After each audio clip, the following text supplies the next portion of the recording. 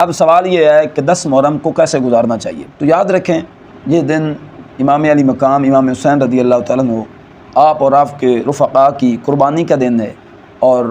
قلب روح جو ہے وہ آپ کی محبت سے سرشار ہوتا ہے۔ 10 محرم کو شعب الایمان میں حدیث مبارکہ ایک ہے، فرمایا گیا کہ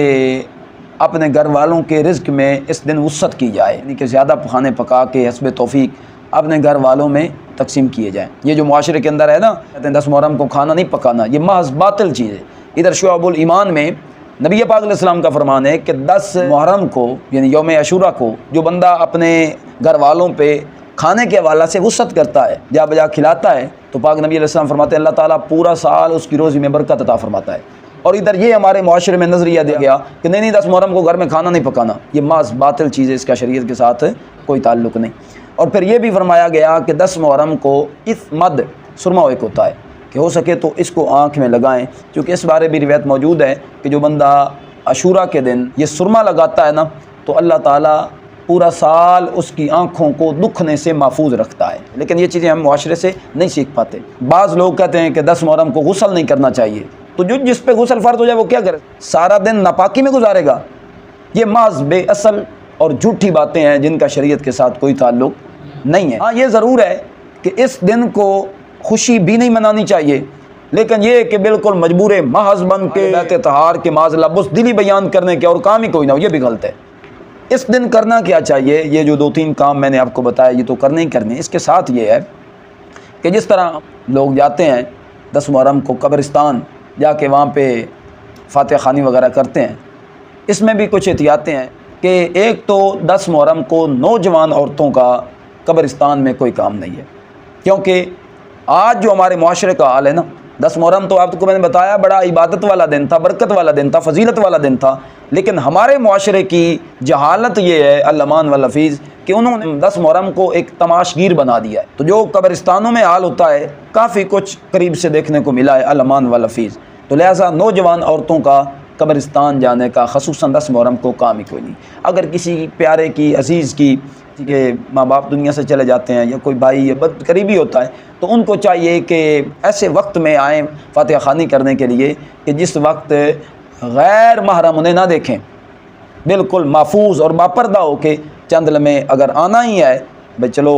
کوئی سبزہ وغیرہ پھول پتیاں وغیرہ قبر پہ ڈالیں گے جس کی وجہ سے وہ ذکر کریں گی اور قبر والے کو فائدہ ہوگا، اور آئیں اور فاتحہ خوانی یا قرآن خوانی وغیرہ ساتھ کر کے واپس چلی جائیں۔ یہ قبروں پہ جا کے رونا 10 محرم کو بھی ایک ریت بن گئی ہے کہ 10 محرم کو بھی جا کے عورتیں قبروں پہ روتی ہیں، ہم عرض کریں گے خدا را گھر میں ہی رہیں تو بہتر ہے۔ یہاں پہ بے صبری جا بجا دکھانے کی کوئی ضرورت نہیں، ہمیں تو امام پاک کی سیرت سے صبر کا درس ملتا ہے۔ 10 محرم کو اگر بالفرض آپ آئے ہیں فاتحہ خوانی کرنے تو مزید کچھ احتیاطیں یہ ہیں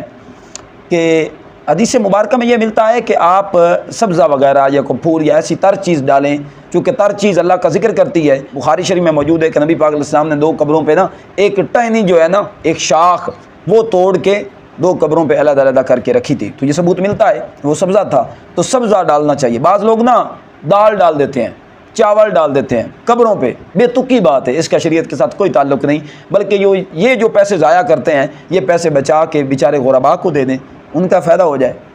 اور پھر یہ کہ بعض لوگ اگربتیاں لگاتے ہیں، اگربتی کو خوشبو کے طور پہ اگر لگانا ہے تو قبر کے اوپر لگانے کی اجازت نہیں ہے، بلکہ قبر کے ارد گرد یعنی ارد گرد جگہ موجود ہوتی ہے تاکہ آگ والی چیز جو ہے نا وہ قبر سے دور رکھی جائے۔ یہ شریعت ہمیں درس دیتی ہے کہ آگ والی چیز قبر سے دور رکھی جائے، آگ والی چیز قبر کے قریب۔ بعض لوگ ہوتے ہیں ان کے عزیز و اقارب کی قبریں ہوتی ہیں قبرستان کے سنٹر میں یا ایسی جگہ کہ جہاں پہ کئی قبروں سے گزر کے آگے جانا ہوتا ہے، وہ اپنے عزیز و اقارب کی قبروں پہ جاتے ہیں، تو انہیں ہم گزارش کرتے ہیں خدا را اگر راستہ نہیں بنا ہوا آپ کے قریبی عزیز رشتہ دار کی قبر تک جانے کا، تو برائے کرم آپ جہاں پہ کھڑے ہیں نا یہیں پہ کھڑے ہو کے قرآن خوانی کریں یا ذکر و اذکار کریں، درود شریف پڑھیں اور ثواب جو ہے نا ان کو پہنچا دیں، اللہ تعالیٰ یہ ثواب ان تک پہنچا دے گا۔ آگے آپ قبروں کی بے حرمتی کر کے جائیں گے تو بہت بڑے مجرم ٹھہریں گے۔ آئے تو تھے میت کو فائدہ پہنچانے، آئے تو تھے قبر والے کا فائدہ سوچنے، لیکن خود گناہ کر کے جائیں گے۔ کیونکہ شریعت مبارکہ میں یہ درس دیتی ہے کہ قبر کے اوپر چلنے کا یا قدم رکھنے کا اگر کسی کو گناہ معلوم ہوتا نا تو وہ انگاروں پہ چل لیتا، کبھی قبر کے اوپر قدم نہ رکھتا۔ 10 محرم کو پھر یہ ہے کہ اگر کوئی ارد گرد بڑی محافل ہو رہی ہیں جہاں پہ پتہ ہے کہ ماشاءاللہ یہاں پہ کوئی حقیقی عالم دین تشریف لا رہے ہیں، وہ واعظ کریں گے، خطاب فرمائیں گے، تو کوشش کریں کہ ان کی صحبت اور سنگت اور ان کی گفتگو سے اپنے قلب و روح کو ضرور منور کریں، جو حقیقی عالم ہے، کیونکہ وہ آپ کو صبر و استقامت کا درس دے گا۔ امام علی مقام امام حسین رضی اللہ آپ کا ذکر پاک کر کے آپ کے قلب و روح کو جو ہے نا معطر کرے گا، اور آپ کی جرأت و بہادری کو سلامی عقیدت پیش کرے گا۔ ایسا کام کریں۔ اگر نہیں ایسی سہولت میسر تو اپنے گھر میں ہی اپنے چند قریبی رشتہ دار، جس طرح گھر کے افراد ہوتے ہیں، ان کو بٹھا کے چند لمحے نا اہل بیت طہار کا ذکر کریں، ان کے صبر و استقامت کا، شجاعت و بہادری کا، ان کی سخاوت کا، کے مقام و رتبے کا ذکر کریں، کیونکہ اہل بیت طہار کا ذکر ایمان والوں کی روح کی غذا ہے۔ اہل بیت طہار کی محبت ایمان کا صحرا ہے، سر کا تاج ہے، اس لیے یہ کام ضرور کریں۔